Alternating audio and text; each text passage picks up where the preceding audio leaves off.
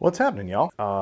I put a little survey up on YouTube and said, hey, here's a few video choices that I'm thinking about making. Which one do you want me to make first?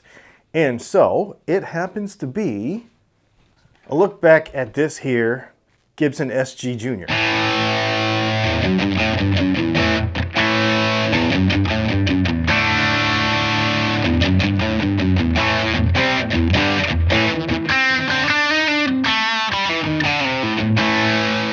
I've had this a couple years now. I bought this when I was living in the motorhome. So this thing's been around. It's been all over the country. It's been a lot of places. The peg head is still on it, and it still works.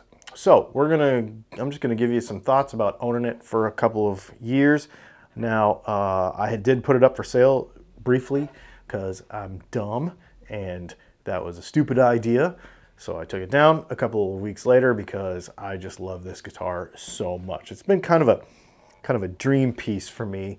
This is my first Gibson. Never owned a Gibson before this. And I have to say, from the minute I took it out of the box till today, it's never let me down. The quality is fantastic. There's never been any issues with it.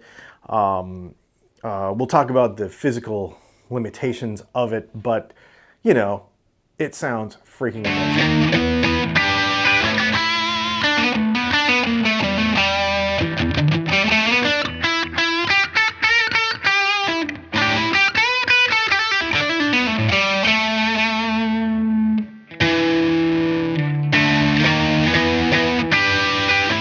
I should say that not long after getting it, took the Gibson pickup out and put one of my dog-ear P90s in it. So, you know, it's that. But we'll talk about that. And then I've got this other guitar you got to see too. One of my longtime viewers has become a very good friend of mine. And we've met in person a bunch of times and hung out a bunch of times. And he's from Canada. He actually built this guitar for me from scratch. And he knows that my kind of dream guitar, one of my dream guitars of all time, is like a 59 Junior double cut, and so in TV yellow, and so he built this guitar from scratch. It's pretty cool. And he actually took one of my P90s out of one of his other guitars and put it in this guitar, and so it has one of my P90s in it as well. He was asking me the other day, he's like, how does it compare to your original, to your Gibson Junior, SG Junior? And so we'll get into the kind of comparisons of that in a minute. So I want to show you this guitar and tell you that we're going to talk about this too. But let's get back to this Gibson.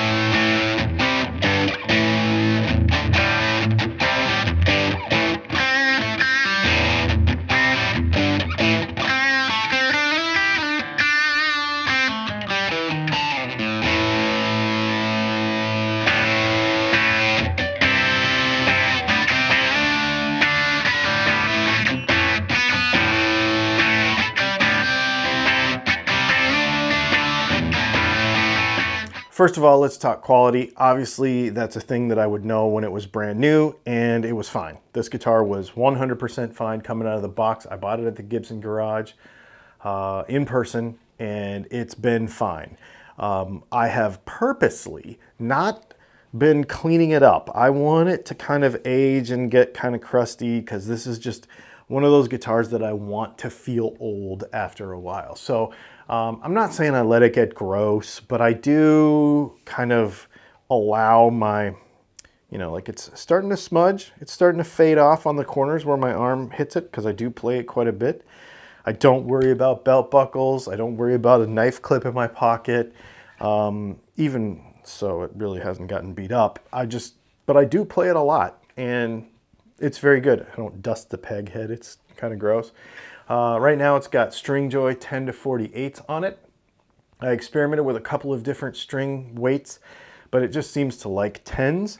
So let's talk about the bridge. A lot of people are like, why don't you replace the bridge and get some kind of fancy bridge for it, like this one? Well, I don't like how this bridge looks. No offense to anybody that does. I just don't like how it looks on a Gibson that I wanted to be 100% original looking and Gibson-y. So I would rather put up with chasing the tuning around a little bit which you kind of have to do sometimes, depends. Some days, it's kind of funny. Some days you'll play this thing for hours and hours and hours and it'll never go out of tune. And some days you have to tune it constantly for 5 or 10 minutes until it's right. And then it will not go out of tune for hours and hours and hours. It's sort of weird. I don't really know why. It's not the nut. The nut is cut properly. It's got the little angles on there. It does what it's supposed to do. Everything seems fine. It's just, this bridge is just kind of is what it is. But it sounds fantastic. It feels fantastic. It plays fantastic. Okay, let's go ahead and chat a little bit since you have been hearing on and off, sprinkled throughout this guitar. Let's talk about this one.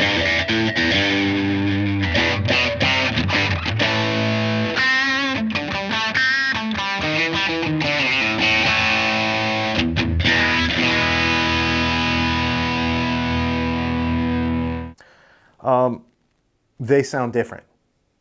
Same, I mean, I made both of the pickups. The guitars they weigh basically the same. This one's a little thicker, but they sound completely different. And there's two big reasons why that is. The distance between the pickup and the saddle is different on this one to this one. I can't remember which one is which. I think this one's a little further and this one's a little closer. By about 1/4 of an inch or so. I measured it with a caliper because I was kind of curious about that. I think it's about 1/4 of an inch closer on this guitar. So they do sound different. They're gonna sound different because of the pickup position. The other big thing that you're probably hearing right now when you hear these guitars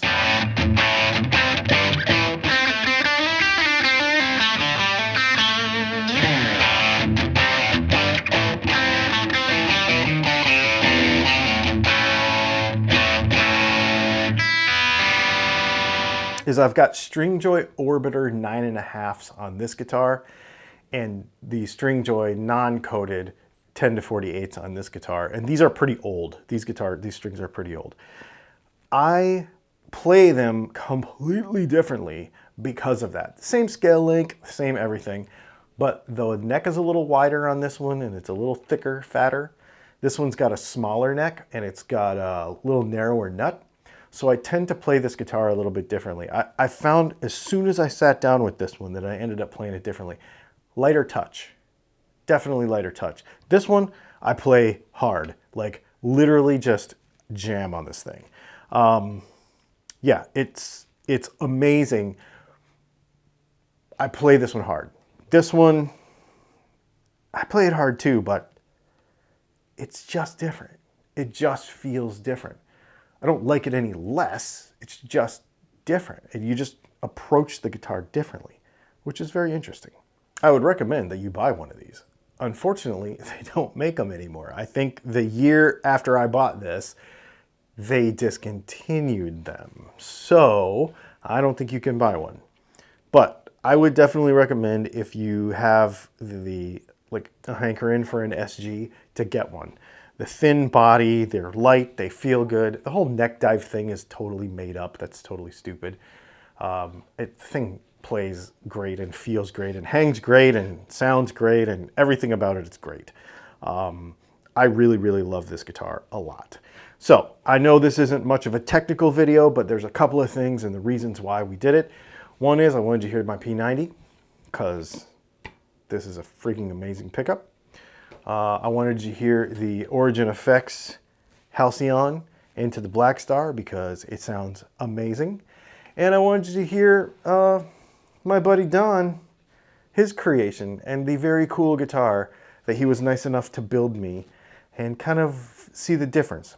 And the other major thing I would take away from this is don't get super hung up on I have to have a particular neck profile. I have to have a particular neck size. Allow yourself to play the guitar differently. These guitars are different. They're not the same. They won't sound the same. You won't play them the same. You won't choose to play the same songs on the same guitar sometimes because the feel of the guitars is different. Allow yourself to do that. I think so many people get stuck on it. How I have to have this radius. I have to have this fret size. I have to have this. I have to have this. I can't play this, whatever.